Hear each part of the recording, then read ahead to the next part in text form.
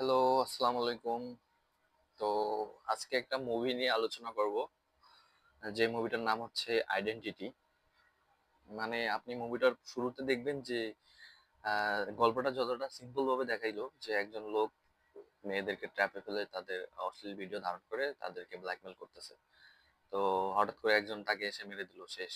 মানে আমরা ভাবলাম যে হিরো মনে হয় গল্প শেষ করে দিল, বা মানে এই খুনটার পিছনে যে এত কিছু লুকিয়ে আছে এই পুরো মুভিটা না দেখলে বোঝার মতো উপায় নাই। তো বরাবরই গল্পটা অসাধারণ চমৎকার। আপনি যদি থ্রিলার প্রেমী হয়ে থাকেন তাহলে আপনাকে থ্রিল দিবে অনেক। গল্পতে বুঁদ হয়ে যাবেন, মানে বোরিং হওয়ার কোনো চান্স থাকবে না। আমার কাছে এই মুভিটা খুবই ভালো লাগছে। আর মুভির যে সিনেমা সিনেমাটোগ্রাফি মানে অসাধারণ।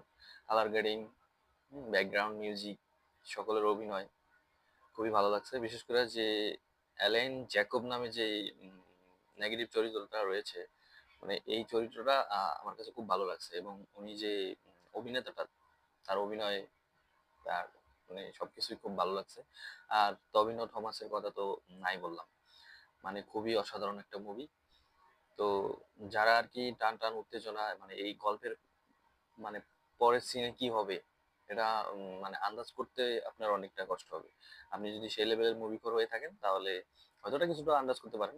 কিন্তু আমি অনেক মুভি দেখছি, কিন্তু মুভি নিয়ে আমি কোনো পোস্ট করি না বা কোনো রিভিউ লিখি না। কিন্তু এখন থেকে মনে হচ্ছে যে আমার এটা করা উচিত, কারণ আমি যেহেতু এত মুভি দেখি তো এই মুভিগুলো নিয়ে আমার তো কিছু বলা উচিত। তো এই মুভিটার গল্পটা আপনাকে খুবই মজা দিবে, ইন্টারেস্টিং। আপনি ভাবতেও পারবেন না যে এরপরে কি হবে। মানে আনপ্রেডিক্টেবল আর কি একটা স্টোরি।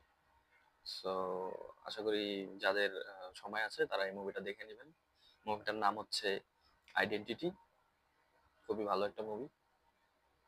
দেখা হচ্ছে অন্য কোনো মুভি নিয়ে।